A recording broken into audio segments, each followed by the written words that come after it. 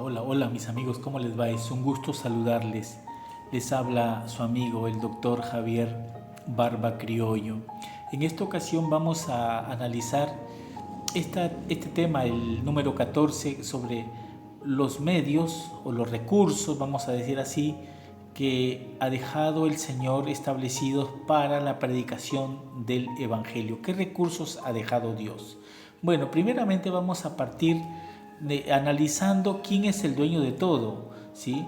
A quién pertenece todo lo que nosotros vemos y el universo mismo. Veamos lo que dice el libro de Salmos en el capítulo 24, el versículo 1 dice, de Jehová es la tierra y su plenitud, el mundo y los que en él habitan. Así que todo pertenece a nuestro buen Dios, ¿no? Él es el dueño de todo. En otra parte, vamos a ver en el libro de Ageo, en el capítulo 2, versículos 8, dice, mía es la plata, mío es el oro, dice Jehová de los ejércitos, ¿no? Así que si todo pertenece al Señor, incluso en otra porción de la Biblia habla de que los montes, los collados, los animales, todas las bestias pertenecen al Señor, ¿no? Entonces, como dice, esto está en el libro de Salmos, ¿no? Salmos, vamos a abrir, Salmo 50, en el versículo 10 y 11 dice, porque mía es toda bestia del bosque y los millares de animales en los collados. Conozco a todas las aves de los montes y todo lo que se mueve en los campos me pertenece. Así que estas son evidencias de que nos demuestran que el Señor es todo, ¿no? Así que de todos estos recursos que nosotros nos servimos diariamente para nuestro provecho, ¿no? Entonces todo le pertenece a Dios. Y es más todavía, en el libro de Deuteronomio en el capítulo 8, versículo 18, dice, acuérdate de Jehová tu Dios, porque Él te da el poder para hacer las riquezas. Entonces, si Dios nos da el poder para hacer las riquezas, esto quiere decir que no es nuestro talento, no es nuestras capacidades, no son nuestros estudios los que nos permiten tener bienes económicos, ¿no? O recursos.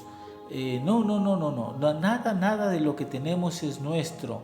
Nosotros nos adueñamos en sí o pensamos que es así, decimos el auto, la vivienda, la casa, tenemos el bufeo, el consultorio, tengo esto, aquello, tengo casa aquí, casa allá, un yate tal vez o otros vehículos, etcétera.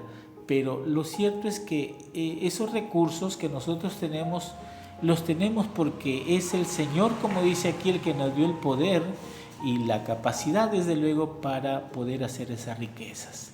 Entonces, como es así, entonces Dios tiene un derecho, ¿sí? Veamos lo que dice Levítico 27:3. En el libro de Levítico, en el capítulo 27, veamos acá, 27, versículo 3, dice, en cuanto al varón de 20 años, no, 27:30, perdón, 27:30, dice acá, y el diezmo de la tierra, así de la simiente de la tierra como del fruto de los árboles de Jehová, es cosa dedicada a Jehová. Entonces, hay un porcentaje de nuestros ingresos que Dios pide, demanda del hombre, ya que todo esto Él nos ha concedido, todos los recursos nos ha dado. Entonces, de todo eso, como propietario que es Él, nos pide un porcentaje que le devolvamos, ¿no? Levítico 27:3 dice que es el diezmo de todo, o sea, la simiente, los frutos, todo, ¿no? Ese porcentaje. Y dice acá, ¿qué demanda Dios? Bueno, en el libro de Malaquías, el último libro de la Biblia, Malaquías capítulo 3, en el versículo 8, hay una pregunta que le hace Dios a su profeta y le dice: ¿robará el hombre a Dios? Seguramente que uno puede decir, bueno, es difícil, es imposible robarle a Dios. Pero acá dice, pues vosotros me habéis robado. Esa fue una de las aseveraciones que hizo Dios a la nación de Israel. Y también seguramente nosotros como pueblo de Dios también estamos cayendo en el mismo error. Israel pecó en esto cuando dice, pues vosotros me habéis robado, y dijisteis: ¿en qué te hemos robado? En vuestros diezmos y ofrendas, ¿no? Malditos sois con maldición, porque vosotros, la nación toda, me habéis robado. Traed todos los diezmos al alfolí. Y hay alimento en mi casa, dice el Señor, hay alimento en mi casa, ¿no? Y probadme ahora en esto, dice Jehová de los ejércitos, si no os abriré las ventanas de los cielos y derramaré sobre vosotros bendición para que sobreabunde, o hasta que sobreabunde. Entonces, el Señor nos da una prueba, nos pide, ¿no?, que nos va a dar una prueba, que si nosotros cumplimos con devolverle lo que a Él le pertenece por derecho. Pero Él no pide que le devolvamos todo, sino pide un porcentaje nada más, para ver si nosotros, como buenos siervos, reconocemos que Él es el dueño de la propiedad. El Señor Jesús, por ejemplo, en una oportunidad expresó una parábola. Decía que él le contaba a la nación, ¿no? Dice que un padre de familia arrendó su viña a unos labradores y después mandó a sus siervos a pedir que le devolvieran parte del contrato con el que había hecho ellos la alianza. Y dice que mataron a los que iban a pedir ese porcentaje, la porción de ese pacto, de esa alianza que habían hecho, ¿no? Y entonces dijo, bueno, entonces enviaré a mi hijo a ver si me devuelven, le dan a él la porción que me pertenece por derecho. Y dice que cuando vieron estos hombres que estaban arrendando esas viñas, dijeron, bueno, este es el heredero, matémosle y así nos vamos a quedar con la herencia, ¿no? Y preguntó Jesús, ¿qué hará el Señor con estos labradores malvados? Y ellos dieron una respuesta muy veraz. Dijeron, pues irá contra ellos, los matará también, los destruirá. Bueno, acá también Dios nos ha dado sus bienes a nosotros, nos provee todo, nos da el alimento, el cuidado, la salud, nos da todo. Pero Él pide una porción para ver si nosotros somos fieles. Reconocemos que Él es el dador de todo, el dueño de todo. Entonces, ese es el propósito de por qué Dios demanda algo, porque de Él es todo y Él nos prueba en esto. Ahora, hay una pregunta acá, dice si el diezmo que Dios pide, ese porcentaje del 10%, se paga o se devuelve. Y veamos lo que dice el libro de Primera de Crónicas,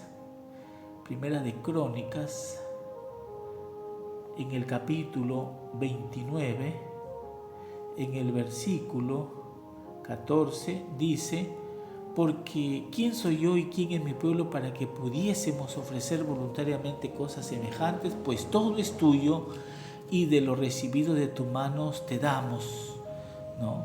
O sea, no le estamos pagando, todo es de Él y de lo recibido de tus manos te damos, te devolvemos, ¿no? Entonces, ese es el sentido cuando uno devuelve al Señor lo que le pertenece a Él.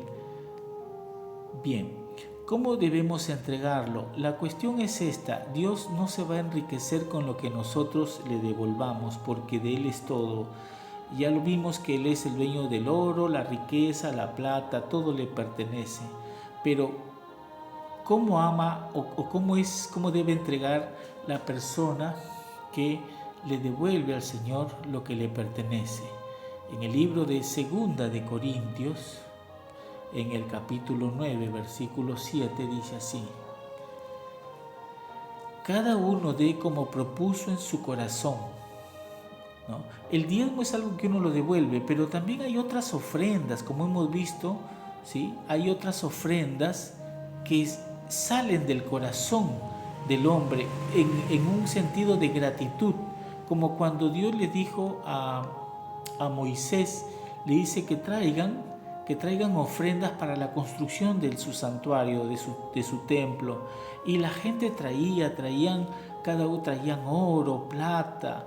Dice que de tal manera trajeron que sobreabundó, y Moisés tuvo que decirles al pueblo, pregonar que ya no trajeran más porque sobreabundaba para hacer todos los utensilios que se necesitaban.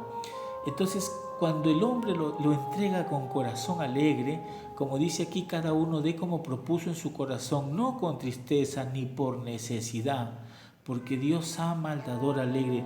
No debemos entregarlo con el sentido o pensando que si yo lo devuelvo el Señor me va a dar más, o para que se abran esas ventanas de los cielos para que sobreabunde. No, porque nosotros ya estamos reconociendo que Dios nos va a dar las cosas que necesitemos. Veamos cómo debemos entregarlo, ¿no? Entonces dijimos que con corazón alegre, no con tristeza. ¿Y en qué se emplea ese diezmo? Es una gran pregunta, porque muchos, lógico, cuando han visto que en algunas congregaciones los dirigentes se enriquecen, ¿no? Como dice la Biblia, habla de estos dirigentes, de estos líderes o pastores, como los llama, que esquilan prácticamente a las ovejas, pero para enriquecerse a sí mismos, ¿no? ¿Por qué? ¿Por qué digo enriquecerse a sí mismos? Porque el diezmo no es no tiene otro propósito, sino lo que dice en Primera de Corintios.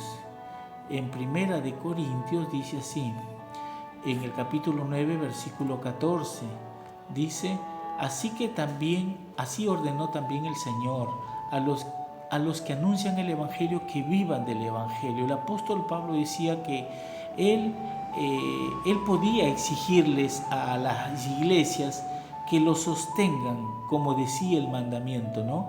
Que los que anuncian el Evangelio vivan del Evangelio. Es decir, el diezmo tiene que usarse para que los predicadores puedan solventarse y salir a predicar en diferentes lugares y a diferentes distancias. A veces se tienen que ir, pero ellos tienen que tener como dice acá, un pago, ¿no? Que vivan del Evangelio.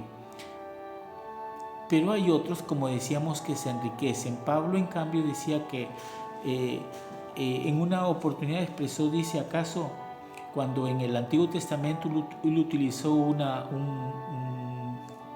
versículo que dice que no pondrás bozal al buey que trilla? Dijo, no pondrás bozal al buey que trilla. Cuando el buey estaba alrededor del molino, de la piedra de moler, entonces a veces saltaban granos, y ahí habían algunos dueños que embozalaban al animal para que no coman esos granos que saltaban.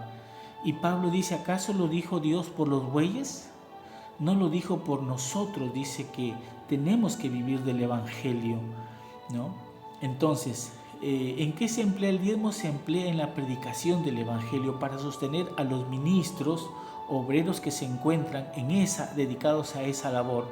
No es mi caso, no es mi trabajo ese, pero sé que tiene que ser así, ¿no? En otro libro dice, en el libro de Malaquías hay una bendición.